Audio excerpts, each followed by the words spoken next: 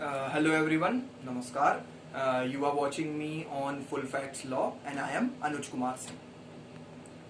In this particular video, I will discuss about two very crucial things. First of all, it will be the current topics. We will cover about 8 to 9 small things which have been recently upheld, which has recently occurred. It will be discussed in a brief way. And the other thing I want to inform you actually is about the opportunities which a law student has. So let us discuss with this particular thing as a hook point, that those students who are in the law course, that is 5-year or 3-year, or who have completed their law course, they should be very clear in their approach when it comes to the career opportunities. They should know exactly what they have to do. But it is my humble request to please fill each and every form relating to the law field. कोई भी form आ रहा है आप उसे भरें, और इसमें सबसे ज़्यादा क्रूशल है जो लॉ स्टूडेंट्स जो फाइनल ईयर या फाइनल सेमेस्टर में हैं या जिन्होंने लॉ कंप्लीट कर लिया है, जैग का फॉर्म, जज advocate general in the armed forces, is one of the most prestigious posts in this particular country. तो जैग का इंटरव्यू जरूर दें. अभी तो शायद चल रहा है पुराने वाला बैच, जैग 25th कोर्स. अब जो जैग 26th कोर्स आएगा, मुझे लग रहा है बहुत जल्दी आने वाला है. Because of the corona virus pandemic it was delayed, so it will come in, I think so the next form will come in November and December. So please fill that form and please appear in the SSB interview. It is one of the best thing to be in. Your ego, your thinking will change completely. Your overall personality will be improved. So please fill the JAG form. It is very crucial. You can also apply the assistant commandant post relating to the law. वो जब आएगा मैं आपको बताऊंगा. You can search that as well. So ये जो forms हैं you should fill to get more and more experience, क्योंकि experience बहुत ज़रूरी है आजकल.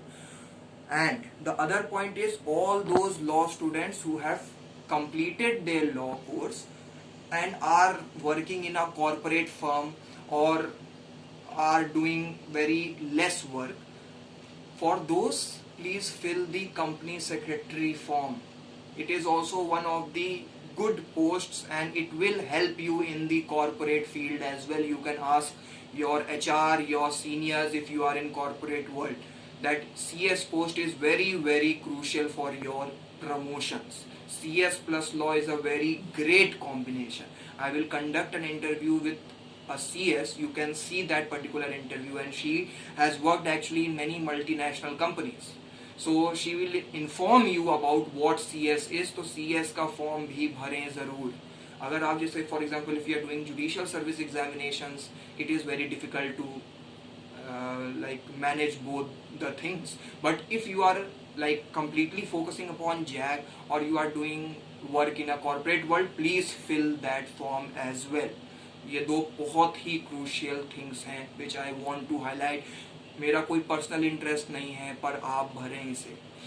फॉर जैग मैं अभी एक इंटरव्यू कंडक्ट कराऊंगा of a person who has served 34 years in service of the Ministry of Defence.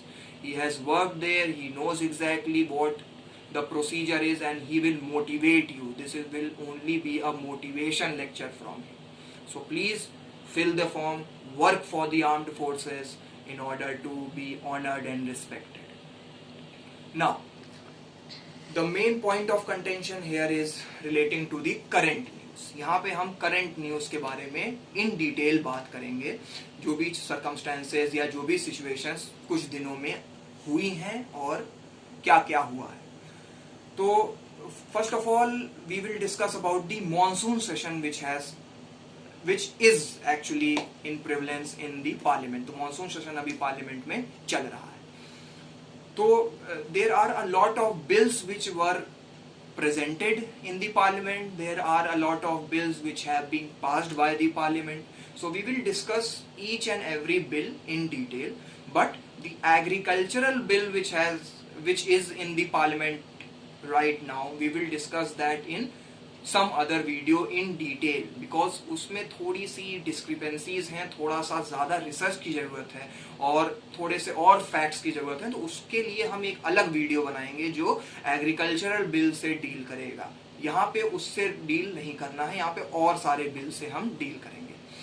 तो हम शुरुआत करते हैं अपना सबसे पहला जो बिल अभी पास हुआ by the parliament of our India is Salary Allowances and Pensions of MP Amendment Bill of 2020. By virtue of this act, ये जो एक्ट पास हुआ था, इससे सैलरीज, पेंशंस और allowances of member of parliament were fixed. और ये act है by virtue of the constitution. Constitution में दिया गया था कि पार्लियामेंट में by law regulate the salaries, allowances. So by virtue of that provision this particular act has came into existence. So उस एक्ट में अमेंडमेंट हुआ, और वो अमेंडमेंट दो चीजों पे हुआ कि जो सैलरीज हैं एमपी की, मेंबर ऑफ पार्लियामेंट की जो भी सैलरीज हैं उसको कट किया जाएगा बाय 30%। तो salaries of MP will be cut by 30%. What was the basic reason? Due to the COVID-19 pandemic, the economic condition of the country was not up to the mark. So in order to reduce the expenditure, in order to protect the economic stability of the country, this particular step has been taken by our honorable parliament. So 30% salary has been deducted. The other provision which is crucial by virtue of this bill was MPLAD. अब ये MPLAD क्या होता है? Member of Parliament Local Area Development Scheme. जो ये particular scheme है, by virtue of this scheme, certain amount of money was authorized to the members of parliament in order to do development in their local area. So ये जो particular clause है, this particular clause has been suspended. This particular clause कब तक के लिए ये suspended हो गया है? For 2 financial years. तो अब एम्पलेट से जुड़ा हुआ जो अमाउंट ऑफ मनी एमपी को दिया जाता था उसको क्या कर दिया है, उस पे रोक लगा दी गई है 2 साल के लिए। Again, this was done in order to reduce the expenditure. तो ये पर्टिकुलर जो था बिल ये पास हो चुका है पार्लियामेंट में और अब ये एक्ट बन चुका है, अमेंडमेंट एक्ट हो गया है। तो इसको आपको अच्छे से अंडरस्टैंड करना होगा ये topics, and please go through it once in the official version of the website. तो उससे भी आपको और इन्फॉर्मेशन मिलेगी, आपकी चीजें और ज्यादा क्लियर होंगी। अब देखिए जो अगला बिल जिसके बारे में हम बात करेंगे वो ये है कि the national capital territory of Delhi amendment bill 2020।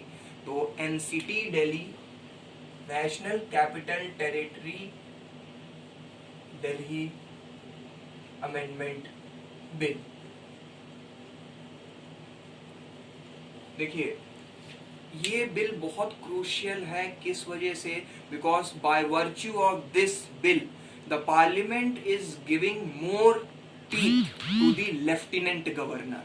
मतलब लेफ्टिनेंट गवर्नर का जो डिस्क्रिशनरी पावर होगा दिल्ली में उसको इंक्रीज किया जाएगा और उसका डिस्क्रिशनरी पावर चैलेंज नहीं किया जा सकता उस पर्टिकुलर स्टेट में। तो discretionary power of the lieutenant governor will be increased by virtue of this amendment bill. अब ध्यान से सुनिएगा कि जो दिल्ली है, दिल्ली हमें सबको पता है कि वो एक यूनियन टेरिटरी है और वो हमारे देश की राजधानी है।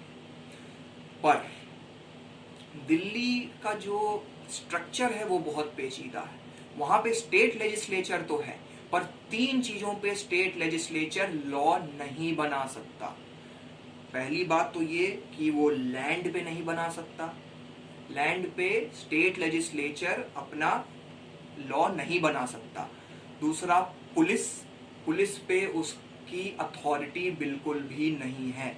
तो लैंड पहली बात हो गया, दूसरी बात हो गया पुलिस, और तीसरी बात जो सबसे क्रूशियल है वो ये है कि दिल्ली जो है उसके जो सिविल सर्विसेज हैं, जो सिविल सर्वेंट्स हैं, वो भी उनके परव्यू में नहीं आते। वो रेगुलेट होते हैं लेफ्टिनेंट गवर्नर के दायरे में। अगली बात, जो एंटी करप्शन ब्यूरो है that is also under the direct control of lieutenant governor. Again the Delhi government does not have any jurisdiction over them. तो ये तीन बहुत ही क्रूशियल चीजें हैं जो आपको दिल्ली के बारे में पता होनी चाहिए। और ये जो दिल्ली जिस एक्ट से रेगुलेट होता है वो एक्ट है दिल्ली रेगुलेशन एक्ट ऑफ 1991, जिसके तहत ये NCT, national capital territory of Delhi का नाम दिया गया था। और ये नाम कैसे आया था? Bye virtue of 69th constitutional amendment act of 1991। इसका नाम national capital territory of Delhi हो गया। तो दिल्ली के बारे में भी हम डिस्कस पूरी तरीके से करेंगे। जो आर्टिकल 239AA है of the constitution of India, उसमें हम इसको पूरी तरीके से डिस्कस करेंगे जब हमारा अगला वीडियो आएगा इस पे। तो अब तक आपको एक चीज क्लियर हो गई होगी कि इसमें लेफ्टिनेंट गवर्नर का डिस्क्रिशन थोड़ा सा कुछ मामलों में ज्यादा है, कुछ मामलों में कम है। तो ये बिल लेफ्टिनेंट गवर्नर को और ज्यादा पावर देगा। तो सिचुएशन क्या होगी? Again there will be a tussle between the Delhi government and lieutenant governor. एक 2018 का सुप्रीम कोर्ट का जजमेंट आया था जिसमें यह कहा गया था कि जो लेफ्टिनेंट गवर्नर है he has to work under the aid and advice of the council of ministers of Delhi and that they should work harmoniously. पर अब ये बिल आने के बाद सिचुएशन चेंज हो सकती है। सो अभी तक के लिए तो यही है। जब ये पास जैसे हो जाएगा मैं उस पर फर्दर बात करूंगा। तब तक आप सोचिए और अपनी ओपिनियन इस चीज पे बना सकते हैं।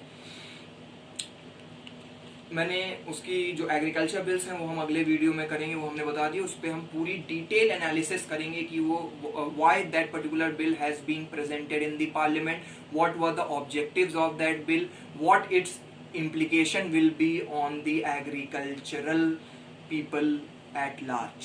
तो उस पे हम थोड़ी देर के वो अगले वीडियो या उसके अगले वीडियो में डिस्कस करेंगे।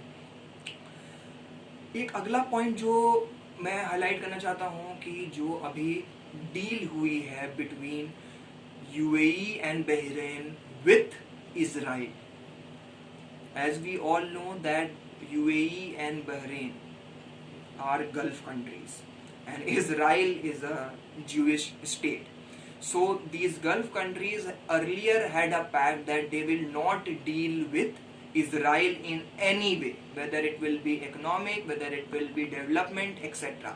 What was the biggest reason? It was that of the Palestinian issue. But today the USA has become a mediator in order to establish the relationship between UAE and Bahrain with Israel। अब आप भी जानते हैं कि इस agreement को क्या कहा जाता है? Abraham accord. तो by virtue of this Abraham accord which was signed in the White House USA, their relationship, मतलब जो बहरीन और यूएई के रिलेशन हैं वो इजराइल के साथ बन चुके हैं। इसका सबसे बड़ा कारण हो सकता है because of development. Because of the COVID-19 pandemic, each and every country is suffering. So they want a partner who is reliable, who is credible, who has each and every resource. तो इस वजह से मुझे ऐसा लगता है, और आप अगर चाहें तो और रिसर्च कर सकते हैं कि ये डील जो है वो इनकॉर्पोरेट हुई। इजिप्ट की भी डील इजराइल से हो चुकी है 1979 में, जॉर्डन की भी डील इजराइल से हो चुकी है 1994 में। तो ये एक बहुत बड़ा सेटबैक है टर्की के लिए जो इस डील के अगेंस्ट है। तो ये एक बहुत बड़ा जियोपॉलिटिकल इशू है। मैंने आपको फैक्ट्स बताए, ओपिनियन बताया कि डेवलपमेंट के नज़रिए से हो सकता है। आपके अपने ऑन ओपिनियंस होते हैं तो प्लीज़ इसको एज अ आंसर के फॉर्म में लिखें और हम लोग इस पे और डिस्कस करेंगे। तो ये बहुत इंपॉर्टेंट फैक्टर रहा है अभी तक के लिए। अब जो एक अदर पॉइंट है वो ये है of the contempt proceedings which was to start against the actor Surya। but the Madras High Court has clearly stated that contempt proceedings will not be started. Madras High Court ने clearly कहा है कि सूर्या के खिलाफ जो actor हैं उनके खिलाफ कंटेम्प्ट प्रोसीडिंग स्टार्ट नहीं होंगी। तो क्या था इसका फैक्ट? बेसिकली जो एक्टर थे, he has stated that the judges of the Madras High Court, they are not coming to the court directly, and by virtue of the video conferencing they are carrying forward their proceedings. Then how can they think of sending students of the NEET exam to different centers? उनका भी exam आप कराइए online. यही सूर्या का contention था। इस पे honourable justice of the Madras high court S.N. Subramaniam felt that it was a contempt against the Madras High Court, and he pleaded to start the contempt proceeding, but the Madras High Court has rejected that. So contempt of court act जो 1971 है, जो हम discuss करेंगे अगले video में, बहुत ही broad है। कुछ वर्ड्स इस पे एम्बिगुअस हैं और कुछ क्लियर नहीं है। तो डिस्क्रिशन है हमारे हाई कोर्ट और सुप्रीम कोर्ट के पास, but these courts are very very honourable and they will do justice, that is for sure. इस केस में भी वही हुआ, उन्होंने कंटेम्प्ट प्रोसीडिंग स्टार्ट नहीं की। अगला पॉइंट है, जो एक इशू है जो दिल्ली हाई कोर्ट में चल रहा है, अभी तक उस पर जजमेंट नहीं आई है, वो ये है सेम सेक्स मैरिज। उस पे जो सेंटर है, जो सेंट्रल गवर्नमेंट है, उसने ऑब्जेक्शन रेज किया है। उसने ये कहा है कि same sex marriages are not allowed and it should not be allowed. So contention हुआ कि जो 2018 में एक सुप्रीम कोर्ट का जजमेंट आया था, उस पे उन्होंने, जो वाला पार्टी थी, उन्होंने कंटेंशन दिया था। तो उसमें क्लियरली हुआ था कि जो 2018 का जजमेंट आया था, उसमें सिर्फ क्या चीज डीक्रिमिनलाइज की गई थी? Private consensual sexual conduct between same sex. सिर्फ प्राइवेट कंसेंट से जो सेक्सुअल रिलेशन सेम सेक्स कर सकते हैं, सिर्फ वही चीज को डीक्रिमिनलाइज किया गया था। सेम सेक्स मैरिजेस को अलाउ नहीं किया गया था। तो सेंटर की यही कंटेंशन है कि इसे अलाउ ना किया जाए। बहुत जल्द इस पे भी जजमेंट आएगा, जिसके बारे में हम डिस्कस करेंगे। तो ये कुछ टॉपिक्स हैं जो हमने डिस्कस किए। एक आखिरी जो बिल अभी पास हुआ है वो है एयरक्राफ्ट अमेंडमेंट बिल ऑफ 2020। इसने बेसिकली स्टैट्यूटरी पावर्स दे दी हैं डीजीसीए को, director general of civil aviation को, एयरक्राफ्ट एक्सीडेंट इन्वेस्टिगेशन ब्यूरो को और bureau of civil aviation security को। तो इन्होंने उसको स्टैट्यूटरी रिकॉग्निशन दे दिया है।